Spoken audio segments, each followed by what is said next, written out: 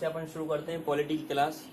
यहाँ से आप देखोगे कि हम यहाँ से संविधान के बारे में पढ़ेंगे। जो आपका संविधान लागू हुआ था वो 26 जनवरी 1950 को आपका लागू हो गया था।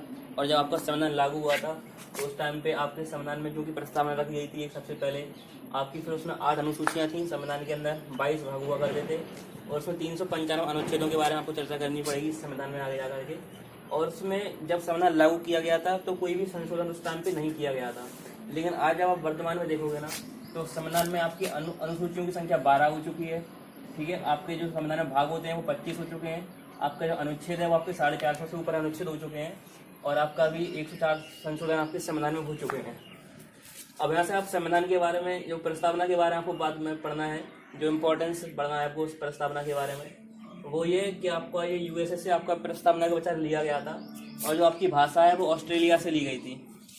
बाकी आप पढ़ोगे कि संविधान में जो वर्ड्स वगैरह हैं आप पढ़ोगे, जो आपका संविधान में जो भाषा लिखी गई है कि अगर हमारे संविधान को हम अगर एक प्रभुत्व संपन्न, जब प्रस्तावना के अकॉर्डिंग हम अपने संविधान को या हम अपने देश को जब एक प्रभुत्व संपन्न, सोशल, सेकुलर, ये सोवरेन, ये आपका सेकुलर, ये वाला सेकुलर, ये आपका सोशल, ये आपका डेमोक्रेटिक और ये आपका रिपब्लिक, अगर हम अपने देश को एक प्रभुत्व संपन्न यानी कि सोवरेन, एक सामाजिक यानी कि सोशल, एक पंथ निरपेक्ष यानी कि सेक्युलर, एक लोकतांत्रिक यानी कि डेमोक्रेटिक और आपका गणतंत्र यानी कि रिपब्लिक बना देंगे, तब हमारे देश में सभी लोगों को जस्टिस मिलेगा, लिबर्टी मिलेगी, इंटीग्रिटी मिलेगी, फ्रेटर्निटी और इंटीग्रिटी प्राप्त होगी।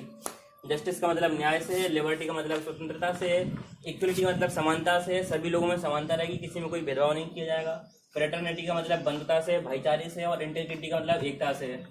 यहाँ हमने जिन जिन वर्ड्स के ऊपर आपका जो सोशल के ऊपर, सेकुलर के ऊपर और आपका जो इंटीग्रिटी के ऊपर हमने जो स्टार बनाया है, वो शब्द आपकी प्रस्तावना पहले नहीं थे, वो शब्द प्रस्तावना में बाद में जोड़े गए हैं। आपके 42वें संविधान संशोधन के तहत आपके वर्ष 1976 में जोड़े गए थे। तो माय फ्रेंड्स ये नोट कर लेना, ओके। इसकी मैं सेकंड क्लिप आपको भेजता हूँ।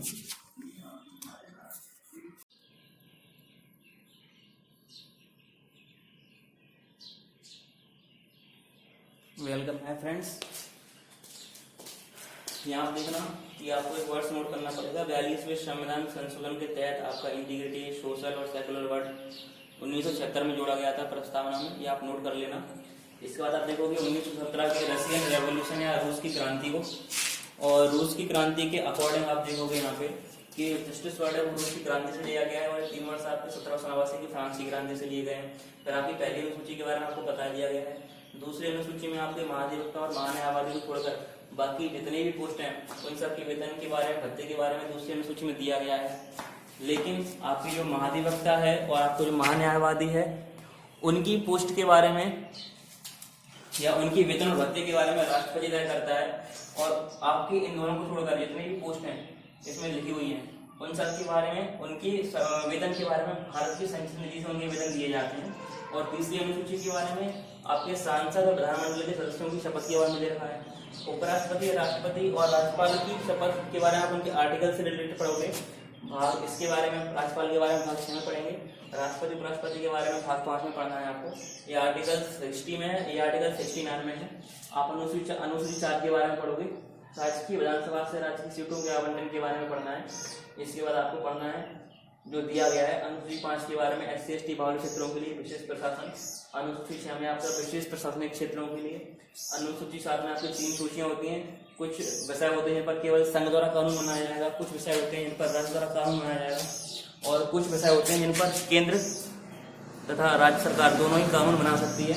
उन विषयों को आपको संवर्धित सूची में रखा गया है। पहले राज्य सूची में 66 विषय हुआ करते थे, अब वर्तमान में 61 है, और इसके 5 विषयों को संवर्धित सूची में रख दिया, जिससे इनकी संख्या 52 हो गई है। और ऐसा 42वें संविधान संशोधन 1976 के तहत किया गया था। उन 5 विषयों के बारे में यहाँ पे लिखा हुआ है। और एक चीज और नोट कर लेना, वे सब्जेक्ट जो इन तीनों सूचियों में नहीं है उन पर कानून संघ द्वारा बनाया जाएगा, केंद्र द्वारा बनाया जाएगा। जैसे आपका साइबर लॉ, ये तीनों में से किसी भी सूची में नहीं लिखा हुआ है, तो इसलिए उस पर कानून संघ सूची या केंद्र सरकार द्वारा बनाया जाता है साइबर लॉ की कंडीशन में।